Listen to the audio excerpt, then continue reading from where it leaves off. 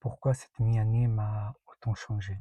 Depuis juin, j'ai parlé de sujets que je gardais pour moi depuis des années. J'ai lancé cette chaîne, j'ai osé me montrer autrement. Je ne sais pas où cette aventure me mènera, mais une chose est sûre, je ne suis déjà plus tout à fait la même personne. Comme une thérapie, j'ai réussi à mettre des mots sur ce que je ressentais. J'ai eu froid dans le dos en me remémorant des événements choquants de mon enfance. J'ai eu des moments de silence très lourds qui me pesaient après avoir fini d'écrire chacune de mes vidéos, en me disant à chaque fois comment j'ai fait pour ne pas en terminer une fois pour toutes avec cette vie. J'y avais pensé, une fois, au collège, quand il n'y avait pas d'échappatoire, par obligation de vivre chez mes parents, et celle de suivre une scolarité. Mais lorsque j'étais sur le point de craquer à nouveau, j'ai fait une chose qui m'a sauvé à chaque fois, c'était de tout arrêter. Évidemment, ce n'est jamais facile de tout plaquer, de s'isoler pour pouvoir donner un break à sa vie. C'est pourtant la décision que j'ai prise en septembre dernier, juste après mon 34e anniversaire. Est-ce que j'allais vraiment passer une nouvelle année dans un travail où je ne m'épanouissais pas, où j'étais en burn-out complet, faisant des heures supplémentaires qui me donnaient des journées de 10 à 12 heures de travail d'affilée, parfois sous la chaleur, sous les remarques des gens insensibles à ma situation, travaillant du lundi au samedi, me laissant à peine le dimanche pour reprendre mes esprits sur ce qui s'était passé pour que j'en arrive là. Et le temps que j'y pense, c'était déjà lundi. Et je devais déjà repartir pour une nouvelle semaine. Je me suis dit, je vais arrêter de travailler, je ne vais demander l'aide de personne, je ne vais le dire à personne, mais je vais démissionner.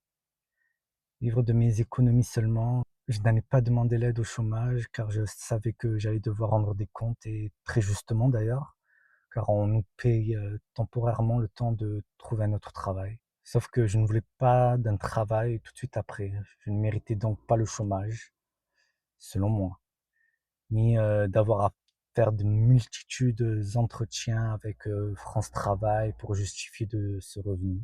Au moins, j'avais la pression de voler l'argent de personne, seulement le mien.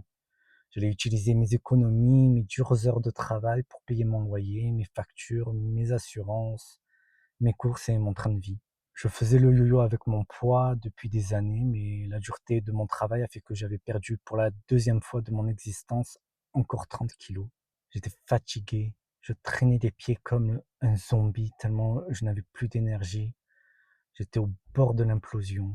Ce long break m'a permis de regagner des couleurs, de prendre du poids, de l'énergie, de reposer ma tête et de ne pas me dire constamment qu'est-ce qui m'attend demain? Qui va encore se plaindre? Comment arrêter ce cauchemar vivant? Je n'étais plus stressé, mon corps était reposé et j'avais des idées plein la tête. C'est là que cette année m'est venue l'idée de faire cette chaîne YouTube. J'avais déjà l'idée en tête l'an dernier, mais c'était juste une supposition, rien de concret. J'avais eu de mauvaises expériences chez des psychologues étant enfant, comme j'en ai parlé lors de ma dernière vidéo. Donc, je savais que pour guérir un tant soit peu, j'avais besoin d'une autre manière, d'extérioriser, les choses. Depuis plusieurs années maintenant, j'écris dans un journal intime sur mon ordinateur. Et même si ça me faisait du bien de mettre par écrit ce que je ressentais, il me manquait quelque chose.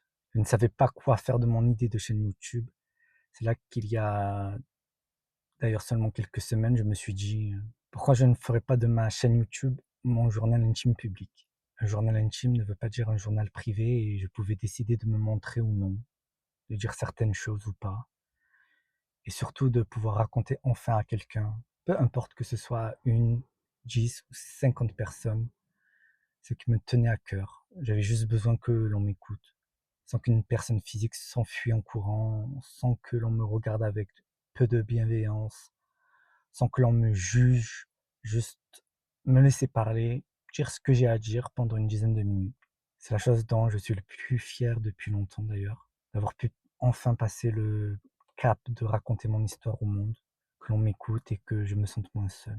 Mais il ne faut pas abuser des bonnes choses non plus. Je savais qu'il était temps que je recherche un nouveau travail, car il s'agirait de ne pas défaire ce pourquoi j'ai tout arrêté. Maintenant que je me sentais mieux dans ma tête et dans mes pieds, il fallait reprendre une routine de personne normale.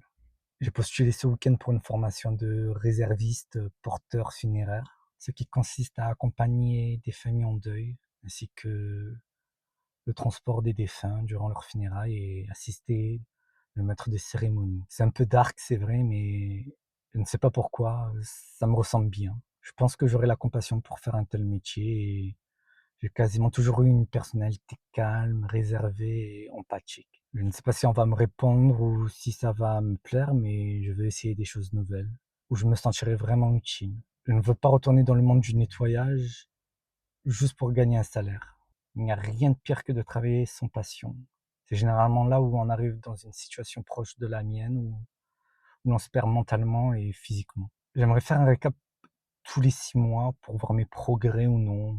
En tout cas, malgré la difficulté de raconter mon histoire, je suis quand même fier de moi, de m'être ouvert et de m'être accordé un répit pour reprendre du poil de la bête, pour me relancer de plus belle dans les prochaines étapes de ma vie. Je me connais et je ne veux pas crier victoire trop vite pour ne pas descendre de mon piédestal et être à nouveau déçu. Mais je reste appréciatif de mes efforts fournis durant cette première mi-année 2026.